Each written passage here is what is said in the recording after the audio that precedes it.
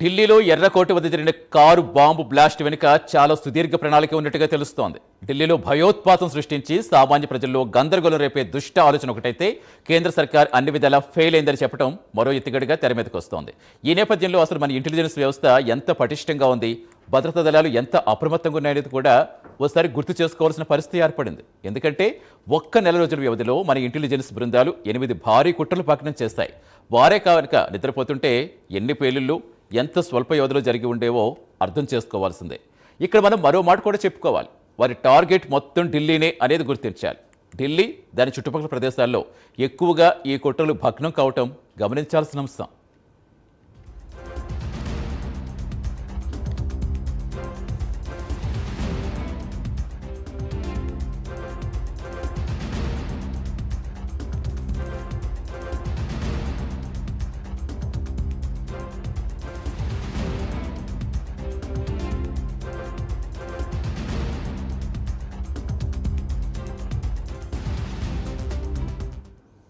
అంతర్గత ఉగ్రమూకలు, విదేశీ sponsors networks అయిన జైషే మొహమ్మద్, ఐఎస్ఐఎస్, ఖొరసాన్, ఏక్యూఐఎస్, బీకేఐ వంటి పలు ఉగ్ర సంస్థలు సంయుక్తంగా పన్నిన కుట్రలను మన ఇంటెలిజెన్స్ పసిగట్టింది.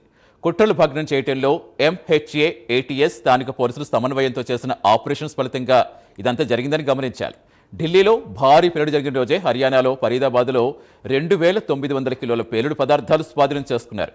జమ్మూ కాశ్మీర్ పోలీసులు, హర్యానా పోలీసులు చేసిన జాయింట్ ఆపరేషన్లో ఇంత భారీ మొత్తంలో పేలుడు పదార్థాలు బయటపడ్డాయి. ఇవన్నీ కూడా 2 ఇళ్లలోనే బయటపడటం దీన్ని గమనించాలి.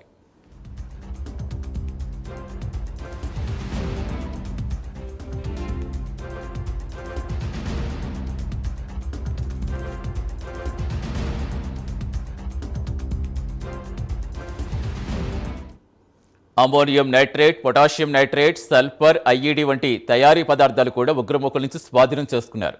ఇందులో ఒక ఇంట్లో 360 కేజీల అమోనియం నైట్రేట్, మరో ఇంట్లో 2563 కేజీలు దొరికింది. ఇలా దాదాపు 3000 కిలోల పేలుడు పదార్థాలతో 100కు పైగా ఐఈడీలు తయారు చేయవచ్చని నిపుణులు అంటున్నారు. ఇక 2019లో పుల్వామాలో జరిగిన అటాక్లో 80 కిలోల పేలుడు పదార్థం ఉపయోగించి 40 మంది వీర జవాన్లను అంతమొందించిన ఈ టెర్రరిస్టులు 2900 కిలోల ఐఈడీతో ఎన్ని వేల మందిని పొట్టన పెట్టుకునేవారో ఊహించాల్సిందే. అంటే ఢిల్లీ మొత్తాన్నే పేల్చేసేందుకు ఉగ్రవాదులంతా ఎంత పకడ్బందీగా కుట్ర పన్నారో దీన్ని బట్టే అర్థమవుతోంది. ఇక ఈ ఆపరేషన్ అంతా కూడా నవంబర్ 8 నుంచి 10 మధ్య జరిగింది.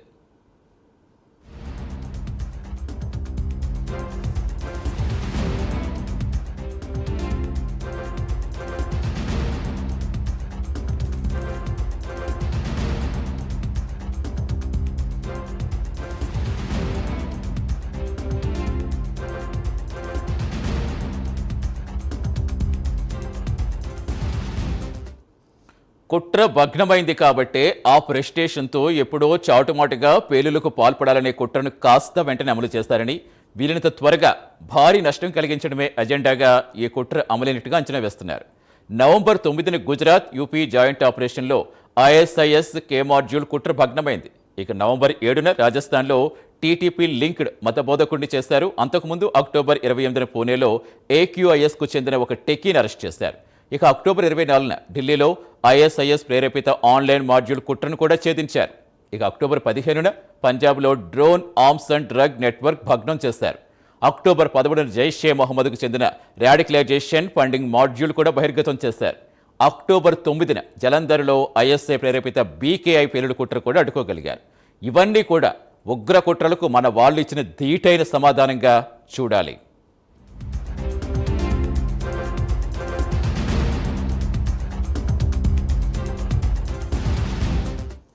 ఇక ఈ కేసుల్లో అరెస్ట్ అయిన వారిలో డాక్టర్ ముజమ్మిల్ అహ్మద్ గనై అనే వ్యక్తి అల్ ఫలాహ్ యూనివర్సిటీలో అసిస్టెంట్ ప్రొఫెసర్గా చేస్తున్నాడు. ఇతను ఫరీదాబాద్లో ఉంటూ పేలుడు పదార్థాలు గుట్టు చప్పుడు కాకుండా దాచిపెట్టాడు. ఆ తర్వాత డాక్టర్ అదిల్ అహ్మద్ రాతర్, ఇతను జమ్మూ కాశ్మీర్లో పుల్వామాకు చెందిన డాక్టర్. ఢిల్లీలో జరిగిన కారు బాంబు బ్లాస్ట్కు నేరుగా సంబంధం ఉన్న వ్యక్తి ఇతడే. ఇక డాక్టర్ ముజమ్మిల్ షకీల్ అనే మరో వ్యక్తి అల్ ఫలాహ్ హాస్పిటల్లో పనిచేస్తాడు. టెర్రరిస్టుల పోస్టర్స్ అంటించిన కేసులో అరెస్ట్ అయ్యాడు. మరో 5గురు కూడా జమ్మూ కాశ్మీర్, యూపీ నుంచి అరెస్ట్ అయిన వారే. వీరంతా డాక్టర్లు, ప్రొఫెసర్లు కావటం చాలా ఆశ్చర్యపరిచే విషయం. ఇక మరో డాక్టర్ కోసం వెతుకుతున్నారు.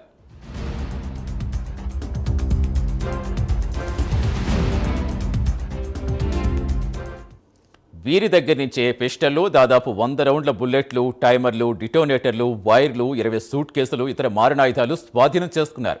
మొత్తం మీద చూస్తే ప్రస్తుత టెర్రరిస్టు దాడిని ఢిల్లీ మీద చేసిన దాడిగానే పరిగణించాలి. అయితే ఉగ్ర కుట్రకు విఘాతం కలగడంతో వారి ప్లానింగ్ బెడిసికొట్టి తొందరపడి అమలు చేసినట్టుగా ప్రాథమిక అంచనాకు వస్తున్నారు. ఒకవేళ మనవారే నిర్లక్ష్యంగా ఉంటే గతంలో ముంబైలో జరిగిన వరుస పేలుళ్లే ఢిల్లీలో కూడా జరిగి ఉండేవని నిపుణులు అంచనా వేస్తున్నారు. అంతేకాదు ఢిల్లీ ఏమాత్రం సురక్షితం కాదని చెప్పేందుకు టెర్రరిస్ట్ ప్రయత్నిస్తుంటే ఆ కుట్రలు విజయవంతంగా తిప్పికొట్టాయి మన బలగాలు.